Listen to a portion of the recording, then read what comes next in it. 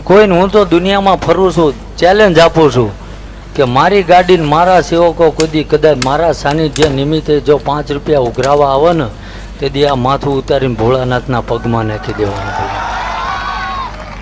રાજપૂતનો દીકરો છું ભલામણા, અને મારો બાપ કોણ હતો કે ચારણ ગઢવી માલધારીની દીકરીની જો લાજ રાખવા હાટું એ ભૂમિ ઉપર એ ભાલ પંથકમાં લોહી રેડી દીધું.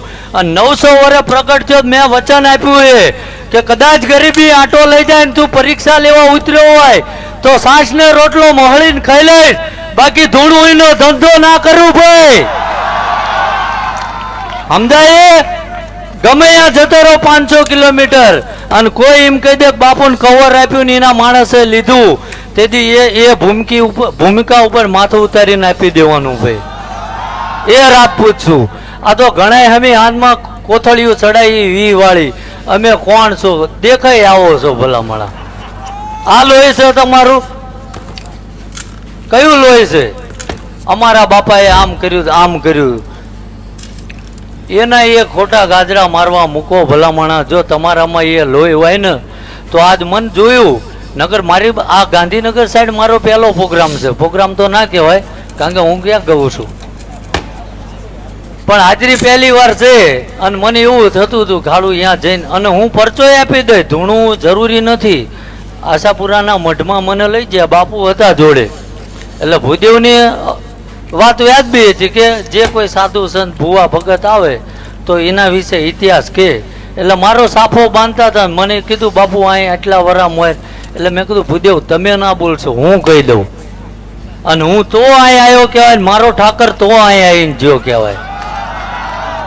એટલે બાપુ સાફો બાંધતા મેં કીધું કે જે તે સમયે દ્વારકાધીશનું મેં જોઈ લીધું અને માં આશાપુરાનું જોઈ લીધું, પણ આ એક પીપળો હતો, એ પીપળો 3 સાઈડથી ફાલેલો હતો અને ત્યાં એક ગોગાનો રાફડો હતો. આ વાત સાચી હોય તો માનજો મારો ઠાકર અહીંયા આવ્યો છે.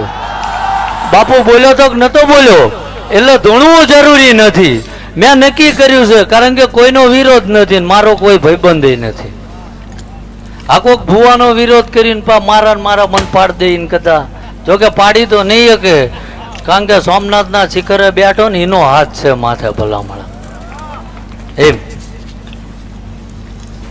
પણ કહેવાનો હેતુ એ કે મેં એ ભૂમિકા ઉપર આ પંથકમાં પહેલી વાર પગ મૂક્યો. એટલે ધૂણું જરૂરી નથી, ધૂણું કહું આ બધી બોલાવવાની એની મરજીથી બોલે છે. નકર હારાને અત્યારે સોશિયલ મીડિયામાં જોવો માફી મગાવે છે. સાચું કે ખોટું? ભણેલા સગડોળા સડી ગયા હમણાં 2 મહિનામાં હોય તો અભણ માણા હજુ ભલા માણા ક્યાંય કોઈના હાથમાં આવ્યો ને. કોણ? આ સામ્રાજ્ય મારો બાપ ચલાવે છે ભલા માણા, અને કોઈ દી બોલ્યા પછી બીજું બોલ્યો નથી ભાઈ. સમજાય? પણ જગતના સાચું પીરો શું છે, કોઈનો વિરોધ નથી. આજ લગીનમાં જે તે સમાજ ના હોય, ખાસ કરીને તો યુવા પેઢી કે આજે આપણે વ્યસનના માર્ગે જતા રહ્યા છો ને, જો આમાંથી હજુ પાછા વળી જાઓ ને તો કંઈ ઘટ્યું નથી ભલામણ. આ મારો દાખલો લઈ લો ને, કારણ કે જે મારી હારે છે ને શરૂઆતથી ઘણા આમાં બેઠા ને બધાને ખબર છે કે 20 રૂપિયાની મજૂરી ચાલુ કરેલી મેં. કેટલાની? પણ ક્યારેય કોઈના બૂસ નથી માર્યા ભાઈ. તારા ઠાકર વળ્યો છે. ઘણા અત્યારે ગોતો છે કે અહીં મૂર્તિ મળી જાય, ફલાણા ભગવાન મળે ને મારું હાલે. એટલે એ ના હાલે લાંબુ ભલામણા. આ તો એ જે જીવીને જ્યાં ને અને એના હગડે હાલવાનું છે. અને આવે ને એને અડધી રાતે જાગીને હોંકારો આપીને થાળી પીરસવાની, આ એનું કામ છે ભલામણા. ઘર ભરવાનું નથી. ન મજા આવતી? હા નગર માંડી વાળી આપણે કઈ ફી નક્કી ન કરી. અને તમે બધા કાલ કદાચ આરામે કરશો, મારે સવારે 7 વાગ્યાની નોકરી છે. હા એમ.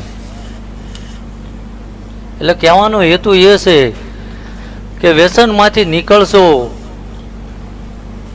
બીજું કે મિડલ ક્લાસ છે, કોઈ પણ જ્ઞાતિ નાર્યા, એના દીકરા દીકરીને ભણાવો. સમજાય છે કે ભણવાની વાત આવી એટલે ન ગમતું કે દીકરા દીકરીને ભણાવો ભાઈ. અને કદાચ આજ કોઈ પણ દરબાર કે રાજપૂત કે કારડિયા કે જે કહ્યું હોય એ ટુ ઝેડ સમાજને કહું કે જો કદાચ ઠાકરની દયા હોય અને માધવોએ કંઈક આપ્યું હોય તો ગામમાં કોઈ ગરીબ માણસ હોય ને એના નાના માણસનો હાથ ચાલજો હોય. કોઈ મજૂરી કરી જો દીકરા દીકરીને ના ભણાઈ શકતો હોય અને 200-300 રૂપિયા મજૂરી માટે એના દીકરી દીકરા ભણવામાં હોશિયાર હોય ને એને કે ભાઈ આપણાથી હવે આગળ નહીં વેઠાય, કાલથી દાડીએ લાગી જાઓ, તો અહીંયા આગળ આ જે વ્યસન મૂકો ને હું કંઈક માગવા આવ્યો છું, આપશો ને પાછા? શું આપશો? ગમે એ માગ લેવાય નહીં ભાઈ. હા એમ શું આપશો કહો? હા આપવાની વાત થઈ ત્યાં 2-4 જણા જ બોલ્યા. શું આપશો બોલો તો ખરા? હા વ્યસન મૂકશો ને? કેટલા જણા મૂકશે? વાંધો નહીં, વાંચે છે એટલા તો આયા ને. જાહેરમાં ના કહીએ ભાઈ. દેશી મારી જાય ને ઉકળામાં પડ્યા હોય એ જાહેરમાં હાથ દેખાય ને આમાં હાથ ઊંચા ના કરે. વાંધો નહીં, પણ મેં નક્કી કર્યું છે કે આખી જિંદગી હોમી નાખવાની થાય ઠીક, બાકી મારા ઝપોટે ચડ્યા એટલે દારૂ તો મુકાવાનો છે 1000%. સમજ્યા? એના માટે જીવું છું. બાકી ઠાકરને કહી દીધું છે કે કાલ કદાચ આ ધરતી ઉપર જો જન્મ આપ્યો છે, મારો ઠાકર 9 વર્ષ વળ્યો છે, તો થાય ત્યાં લગીને આ છેલ્લો શ્વાસ રે લોકોના હિત માટે દોડાવજે. અને કાલ આમાંથી છીનવીને મારા ઘરે લઈ જાઉં, કોકનો ઉપયોગ કરીને મારા ઘરમાં નાખું, આવો ક્ષણિકે જો વિચાર આવે અને ડાબો પગ જમીન ઉપર હોય ને જમણાનું ડગલું માંડું ને તો અહીંયા ઊભો મને વેતરી નાખજે ભાઈ. સમજાય? અને આજ કેમ આવ્યો? બાપુ એમને બહુ રિક્વેસ્ટ કરી, આમ તો હું ભણેલો ને પણ તો ઇંગ્લિશ ફાવો થોડું, કે રિક્વેસ્ટ કરી, કારણ કે એ બેંક ચલાવે એટલે રિક્વેસ્ટ એવું બોલ્યા હતા એટલે મેં તેથી યાદ રાખ્યું. એમ એટલે રિક્વેસ્ટ કરી કે બાપુ અહીંયા ઘણા એવા છે, બેન દીકરીઓ છે, વડીલો છે, વૃદ્ધો છે, જે અહીં ભોળાજ સુધી ના પકી શકે, તો તમે અહીંયા આવો તો આ કામ થઈ જાય ને. સમજાય? તો અહીંયા ખાટીયું મેલવા ના એકો આ મેલ દઉં ભાઈ, હું લેતો જો નાખ દે ભૂગાવામાં. સમજાય ને?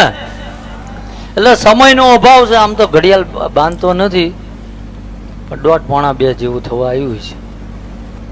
હા એમ, કારણ કે હું તો ઢૂંઢતો હોય તો ટાઈમ આપી દઉં ભાઈ.